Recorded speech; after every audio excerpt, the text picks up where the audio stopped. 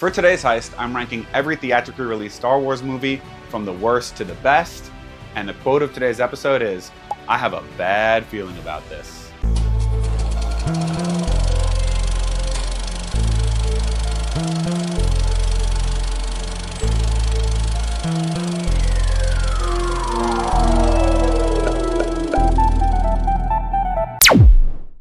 Hey everyone, thank you for joining me for today's video where I will be ranking every theatrically released Star Wars movie. And if you enjoyed today's video, I really hope that you subscribe to the channel, like this video, and hopefully watch and like other videos. It really helps the channel grow. I also hope that you follow Popcorn Heist on Instagram, where there are reels and trivia on Tuesdays and polls on Saturday. And I hope that you follow Popcorn Heist on X, where there are hot takes and movie and TV discussions.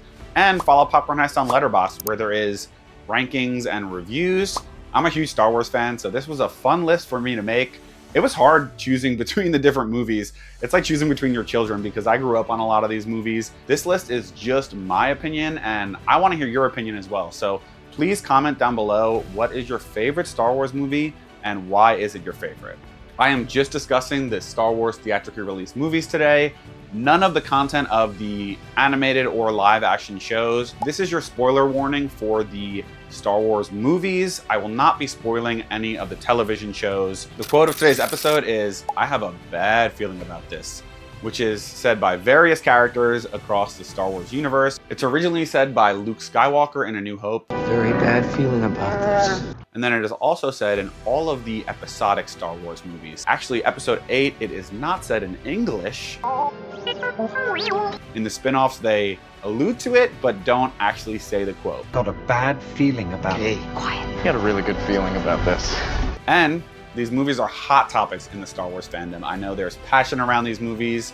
I know not everyone's gonna agree with me, so I have a bad feeling about this. Coming in at number 12 is Star Wars The Clone Wars, the animated movie that leads into the animated television show, The Clone Wars. And essentially, The Clone Wars is just a mashup of multiple storylines that could have been part of season 1. It's not really one cohesive story that is enjoyable to watch as a movie. It introduces Ahsoka Tano, who's a beloved Star Wars character, but she's actually not great in this movie. Part of the fun of that character is she improves throughout her arc, and at this point she's a little bit annoying, and it's kind of just an awkward plot of Anakin and Ahsoka meeting, Anakin being a reluctant master. They go on this adventure to, I guess, save Jabba the Hutt's son. But essentially this movie is a mess. The plot doesn't work, the animation isn't good. Really the only redeeming quality is that it leads into an amazing show. There's really nothing about this specific movie that's good at all. So Star Wars The Clone Wars, the animated movie, my lowest ranked Star Wars movie, should not have been a movie. It should have been separated into episodes of the first season of The Clone Wars. At number 11, I have ranked Star Wars Episode 8, The Last Jedi. Easily the most divisive movie in the Star Wars franchise. Some people love it, some people hate it. To me, I'm not too much of like a sequel hater, but Episode 8 really is the place for me where the sequels fall apart. Rian Johnson was going for a subversion of expectations, and that could work in some movies, but in this larger franchise, I don't think it's what was really needed at this point. It really turns a lot of the mysteries and the themes from its prior installment, The Force Awakens, on its head, and some of them really could have worked if they were either expanded further in Episode 8 or followed up on in Episode 9, but because it's this not cohesive sequel trilogy, it feels completely off on its own, and it honestly feels like it could be taken out and the story wouldn't really be that different. Rey being no one, it's reversed anyway. Snoke dying either for Kylo to take over or a larger threat to take over could have worked if they did a little bit more explanation of who Snoke was before that happened. I think the biggest crime of this movie, in my opinion, is Luke Skywalker's character and arc.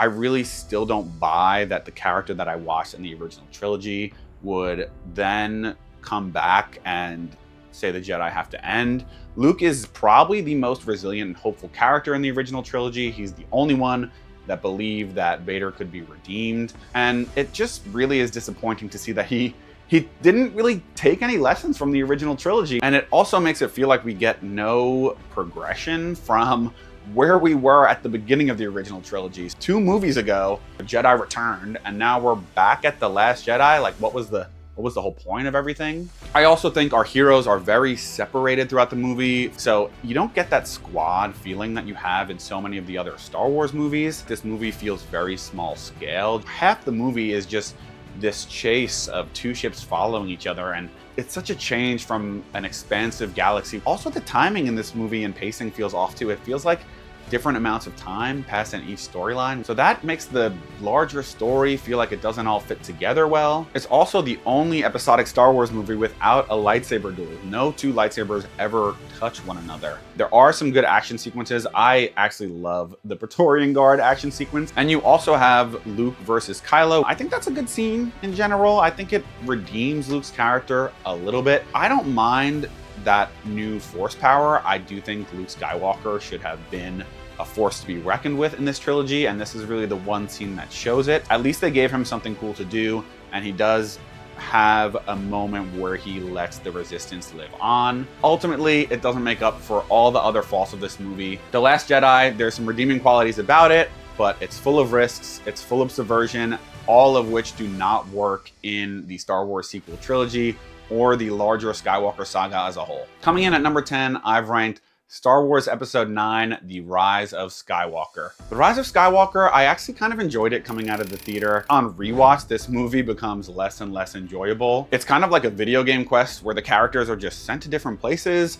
to find an object, and then find someone, and then find another object, all of which doesn't quite make sense. Also, a lot of the choices that are made only makes sense if you're given more context. Palpatine returning, which really comes out of left field unless you already knew about it from the marketing. Rey being a Palpatine, but them not really explaining how. Palpatine confirming that Snoke is his little minion, but not how he was created. All of which really could have been connected if you explained the cloning that Palpatine was working on, but they didn't explain it in the movie because they were so averse to the prequels. Just put cloning in the movie. This is also the last movie of the saga, and there's a ton of emotional moments that could have had real repercussions, but they end up being fake outs. Chewbacca seemingly dying, and then, oh, he was on a different ship, so he's still alive. C-3PO's memory being wiped, and then, oh, we have a workaround so he can get his memory back. Rey, the main character, dying, and then, oh, we have a new Force power, so she comes back. Speaking of the new Force powers, Force Heal is a little bit cheap. I do wish we had that in earlier movies. I will say I enjoy how this movie expands on Force space-time. These are new Force powers. They were never in past movies, but I think that's kind of the point of making a sequel trilogy.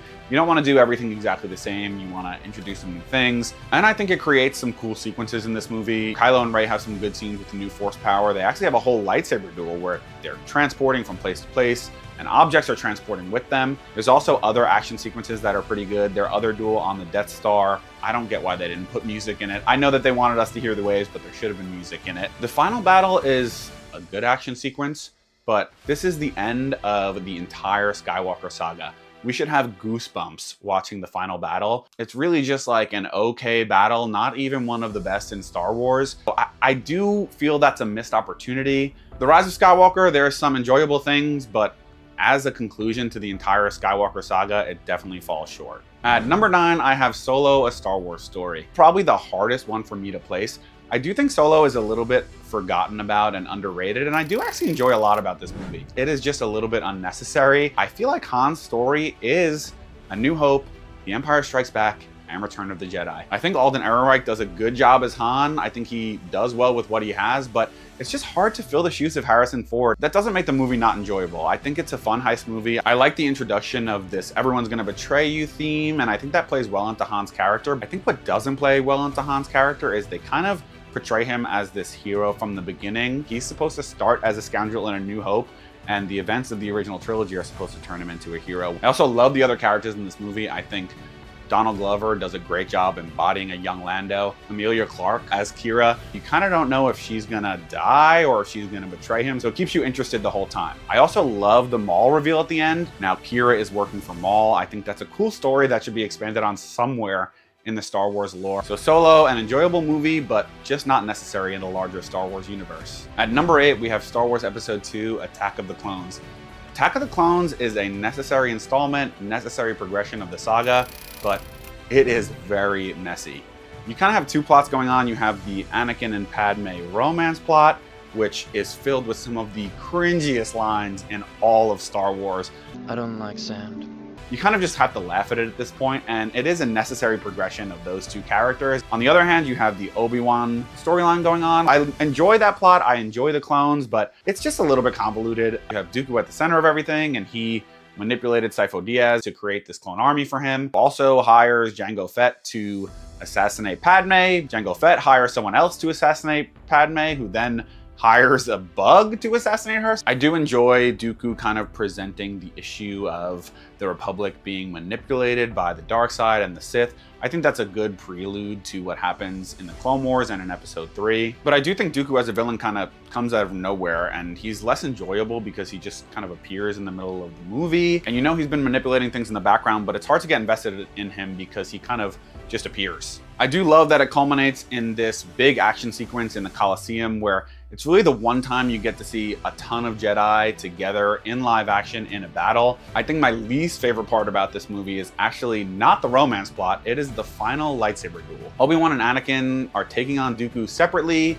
and the moves are just not making much sense. There's one moment where the lightsabers are spinning and there's light on their faces, but you don't see the lightsabers actually hitting it. And then here comes Yoda to save the day, which this is the first time Yoda is really in an action sequence. I understand he's like a little CGI green guy, and it might be hard to have him in this fight and have it look good and make sense, but they do it at other times better in the saga. It could have had more of an emotional gut punch because Dooku was Yoda's apprentice, but they don't really touch on that too much. Episode 2, Attack of the Clones, there's enjoyable things in this movie, but it's really a mess. At number 7, I have Episode 1, The Phantom Menace. The Phantom Menace is definitely different, especially from what came before the original trilogy. I know a lot of people don't like it for that, but I kind of enjoy that. I don't want to go into a trilogy and have the exact same thing, but I think that the structure is very different because there's not really a protagonist. I guess it's Qui-Gon Jinn, but that's different from some of the other Star Wars trilogies where they keep a consistent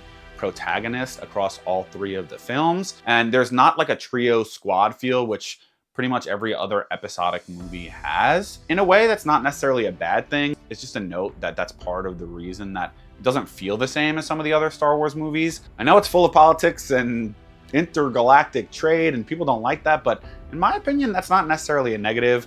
We have this Republic, this Jedi Order, and we eventually have to get to where we were in A New Hope. I do think the plot of the movie is a little bit messy. It's basically a long commute across the galaxy and then a long commute back, but there's some fun in there. I think that the pod race is a great sequence. The final battle of this movie is amazing. I think Star Wars is at its best when it's flipping between multiple different climaxes that all contribute to the same overall battle or the same overall conflict.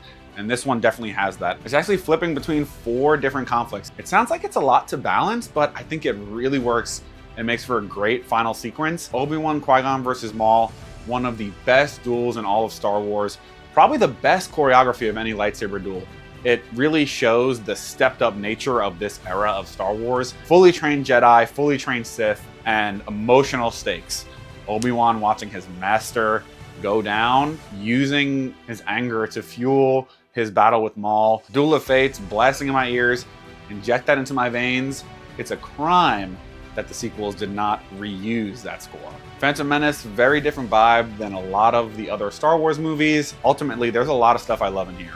At number 6, I have Star Wars Episode 7, The Force Awakens. I think there's been a little bit of revisionist history with this one, given where the other sequels went and people's distaste for the other sequels, but I think that there's a lot of fun to be had in this movie. Yes, the sequels as a whole feel a little bit rudderless, and I will give some blame to this movie for that. It sets off a lot of different mysteries that have multiple possible explanations without really giving enough context for it to be going in one direction. But I think that this is a fun adventure. I think there's chemistry between our main characters. Poe and Finn have their own chemistry. Finn and Rey have their own chemistry, and as they move through the galaxy, you have a lot of fun with them. I don't love that the movie portrays Han as the deadbeat divorced dad, but I do think that he fits in well with the new generation of characters. And because he has such a prominent role in this movie, it makes the emotional gut punch of Kylo Ren, his own son, killing him even greater. I think the final battle in this one is pretty good as well. The main focus being the duel between Finn and Kylo that eventually turns to Rey taking the lightsaber, which is essentially her taking the Jedi mantle and fighting Kylo on her own. I don't really get the hate for Rey beating Kylo in this battle because Kylo was just shot in the ribs by Chewbacca's crossbow, which was like decking everyone throughout the entire movie. So he's heavily injured. I think if he's in great shape, that does not happen. And I think it's the first movie in the trilogy. It has to be triumphant. So you kind of have to have Rey win that duel and give Kylo a reason to lose. One of my main complaints is it takes a lot from A New Hope. It's kind of the same movie in a lot of thematic ways. And as an extension of that, it also brings the galaxy back to where it was in A New Hope. There's really no Jedi Order, and the government is in shambles after it's blown up in the middle of this movie. It makes the original trilogy feel a little bit pointless. Force Awakens is a fun adventure, but it plays it a little bit too safe by bringing us back to where we were at the beginning of the original trilogy. At number 5, I have Star Wars Episode 6, Return of the Jedi. Return of the Jedi is a great ending to the original trilogy. It has some of the best and most iconic moments in all of Star Wars, but most of those take place in the final act. A lot of the movie is kind of setting up for that final act. The beginning of the movie, the sequence in Jabba's palace, it's kind of like a side quest while we're trying to deal with the implications of this larger evil empire. After Jabba's palace, it's kind of all set up as we get to the final battle. Luke goes back to Dagobah, talks to Yoda, and he's asking too many questions, so Yoda kind of just dies. And he has a chance to talk to Ben Kenobi, but it's a lot of exposition to set up the confrontation between him and Vader later on. As we move into the Endor sequences, it's really just setting characters into place for the final battle. But the final battle delivers, flipping between 3 different storylines that are all part of the same conflict. What's going on Endor, where they're having the ground battle. I know people don't like the Ewoks, but I grew up with the Ewoks, so I kind of love them. The space battle, that's really the best space battle in the original trilogy. And you have the strongest storyline of all, where Luke is confronting Vader in front of Palpatine. And not only is that a great lightsaber duel, but it's filled with some of the most emotional moments in Star Wars. It pays off on Vader/Anakin's redemption. All of these elements make for an amazing final battle that really pays off the entire trilogy. Return of the Jedi is an amazing conclusion and triumphant ending for the original trilogy. At number 4, I have Star Wars Episode 4, A New Hope. The original Star Wars, the one that started it all, although it was made on a small budget and it might not have sprawling action sequences like some of the other movies, it stands the test of time. And it really changed the game for movies and sci-fi as a whole. To me, it's really a near perfect movie. It has great pacing and it's a great introduction to this galaxy far, far away. I think you get a really great dynamic between all these characters. The young trio with Luke, Han, and Leia, Ben Kenobi, and Darth Vader, who you know have this crazy history that's not quite explained, so it's a little bit mysterious. You also have the duo between Han and Chewie, and the duo between C-3PO and R2-D2. I think this movie takes a huge risk having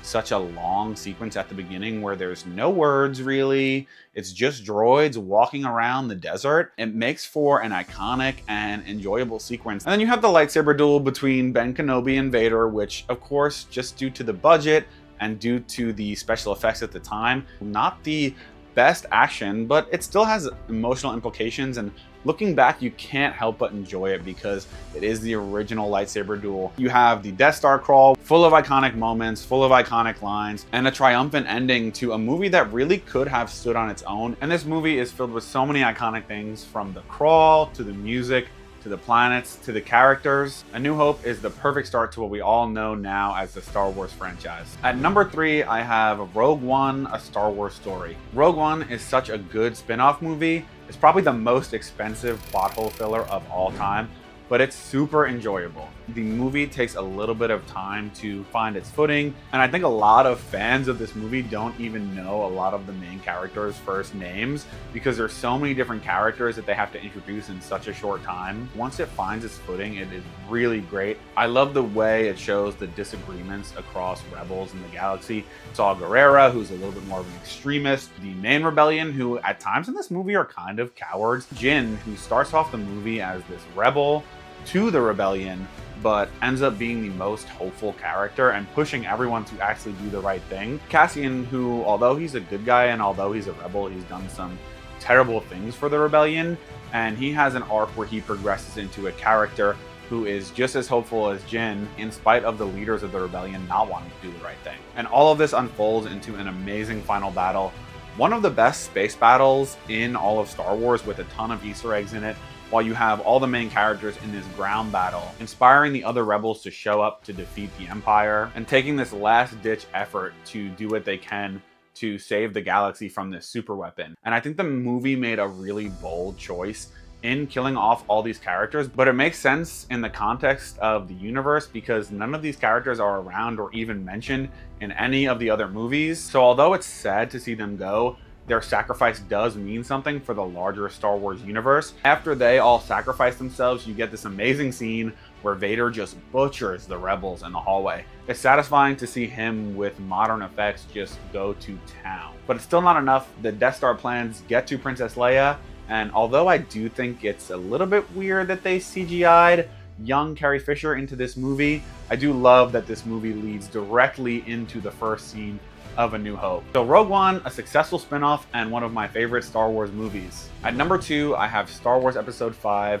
The Empire Strikes Back. The Empire Strikes Back is the definition of a good sequel. It's one of the best sequels of all time, if not the best. It does a great job of expanding on the dynamic and the lore from A New Hope, but still not being afraid to do its own thing and enter new complications into the dynamic. Every major sequence in this movie is super enjoyable. The rebels on Hoth in the beginning, Han and Leia's romance really budding, Luke going to train with Yoda on Dagobah. Yoda is super funny when you first meet him. He trolls Luke, he hits R2 with a stick, and then that quickly moves into what it really means to be a Jedi. I actually agree with Luke's decision to leave Dagobah and go and help his friends when they're in danger. Given the context of the larger saga and the prequels, it makes a lot of sense that Obi-Wan and Yoda would be encouraging Luke not to give into attachment, but Luke, who didn't grow up in the Jedi Order and didn't start becoming a Jedi as a child, doesn't listen to them. So although Yoda and Obi-Wan are my boys, I gotta agree with Luke on this one, and it leads to one of the greatest lightsaber duels in the Star Wars franchise, where Luke is able to confront Vader, and even though he gets his butt handed to him, it's a stepped up action sequence as compared to A New Hope. And of course, the plot twist of all plot twists. No, I am your father. One of the most iconic moments in film history. Really changes the dynamic that we set out in A New Hope. It changes Luke's dynamic with Vader, and it changes Luke's dynamic with Obi-Wan and Yoda now that he knows they've been hiding this information from him. Top tier final sequence. Really, this movie ends on kind of a sad note. Luke just got this information that his biggest enemy is his father, Han is frozen in carbonite, and our characters have to pick up the pieces going into the next movie. So Empire Strikes Back, amazing film, amazing sequel, iconic, enjoyable, and honestly groundbreaking. And at number 1, I have Star Wars Episode 3, Revenge of the Sith. I know this is a controversial take, but let me speak my truth. Is the dialogue much better than the other 2 prequels? No.